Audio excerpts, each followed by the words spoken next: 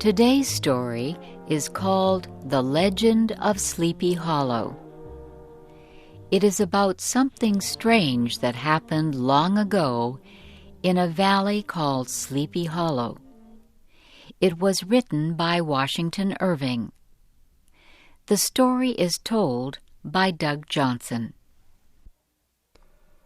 The valley known as Sleepy Hollow hides from the world in the high hills of New York State. There are many stories told about the quiet valley, but the story that people believe most is about a man who rides a horse at night. The story says the man died many years ago during the American Revolutionary War. His head was shot off. Every night he rises from his burial place, jumps on his horse, and rides through the valley looking for his lost head. Near Sleepy Hollow is a village called Tarrytown. It was settled many years ago by people from Holland. The village had a small school and one teacher named Ichabod Crane. Ichabod Crane was a good name for him because he looked like a tall bird, a crane. He was tall and thin like a crane. His shoulders were small, joining two long arms. His head was small, too, and flat on top. He had big ears, large, glassy green eyes, and a long nose. Ichabod did not make much money as a teacher, and although he was tall and thin, he ate like a fat man. To help him pay for his food, he earned extra money teaching young people to sing. Every Sunday after church, Ichabod taught singing. Among the ladies Ichabod taught was one Katrina Van Tassel. She was the only daughter of a rich Dutch farmer. She was a girl in bloom, much like a round, red, rosy apple. Ichabod had a soft and foolish heart for the ladies, and soon found himself interested in Miss Van Tassel. Ichabod's eyes opened wide when he saw the riches of Katrina's farm. Miles of apple trees and wheat fields, and hundreds of fat farm animals. He saw himself as master of the Van Tassel farm, with Katrina as his wife. But there were many problems blocking the road to Katrina's heart. One was a strong young man named Brom Van Brunt. Brom was a hero to all the young ladies. His shoulders were big, his back was wide, and his hair was short and curly. He always won the horse races in Tarrytown and earned many prizes. Brom was never seen without a horse. Sometimes, late at night, Brom and his friends would rush through town shouting loudly from the backs of their horses.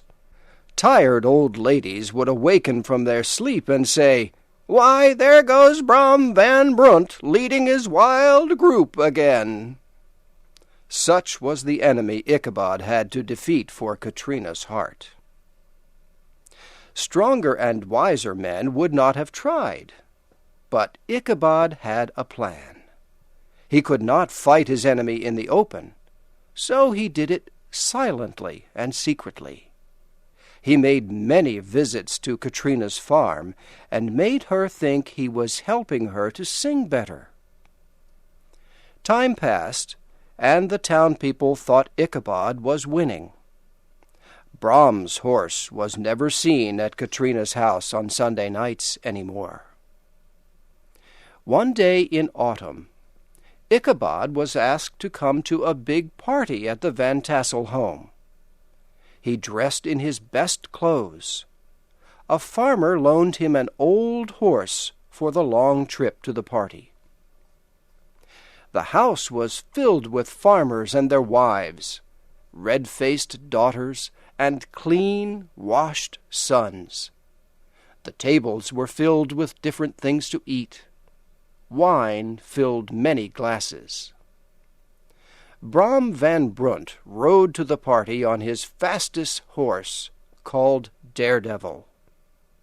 All the young ladies smiled happily when they saw him.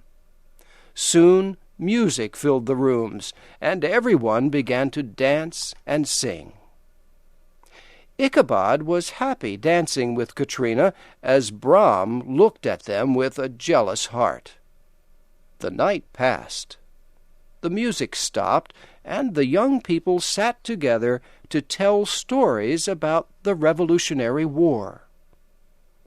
Soon, stories about Sleepy Hollow were told. The most feared story was about the rider looking for his lost head.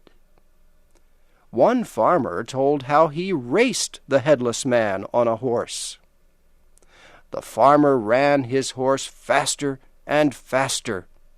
The horseman followed over bush and stone until they came to the end of the valley.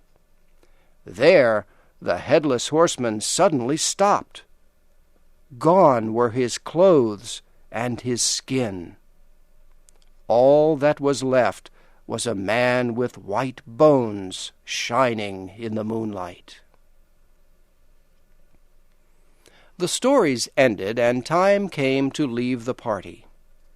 Ichabod seemed very happy until he said good night to Katrina. Was she ending their romance? He left feeling very sad. Had Katrina been seeing Ichabod just to make Brom van Brunt jealous so he would marry her? Well, Ichabod began his long ride home through the hills that surround Tarrytown. He had never felt so lonely in his life.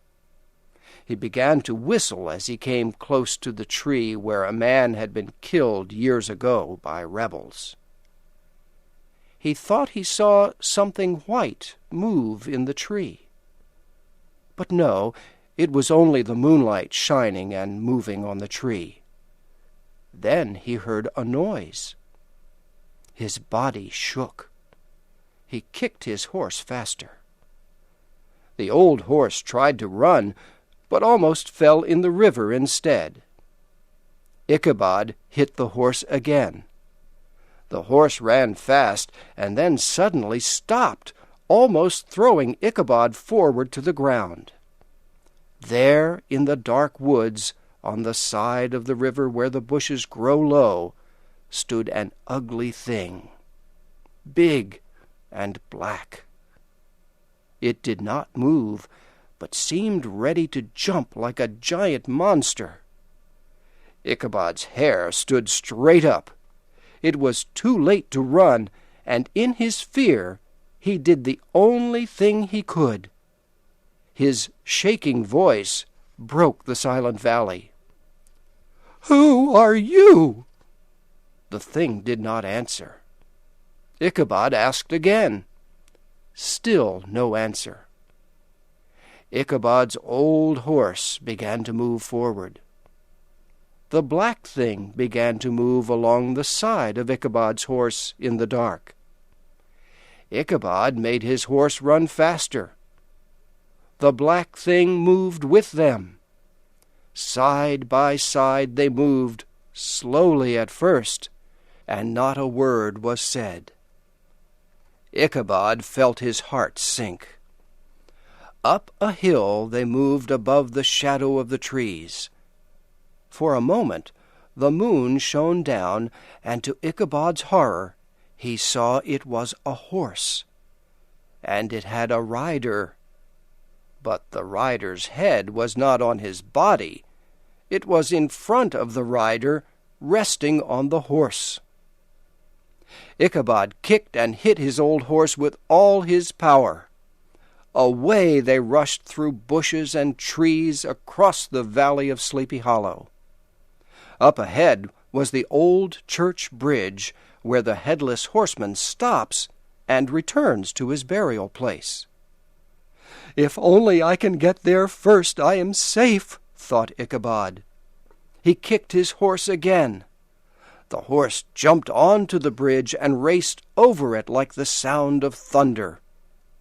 Ichabod looked back to see if the headless man had stopped. He saw the man pick up his head and throw it with a powerful force. The head hit Ichabod in the face and knocked him off his horse to the dirt below. They found Ichabod's horse the next day peacefully eating grass. They could not find Ichabod. They walked all across the valley. They saw the footmarks of Ichabod's horse as it had raced through the valley. They even found Ichabod's old hat in the dust near the bridge. But they did not find Ichabod.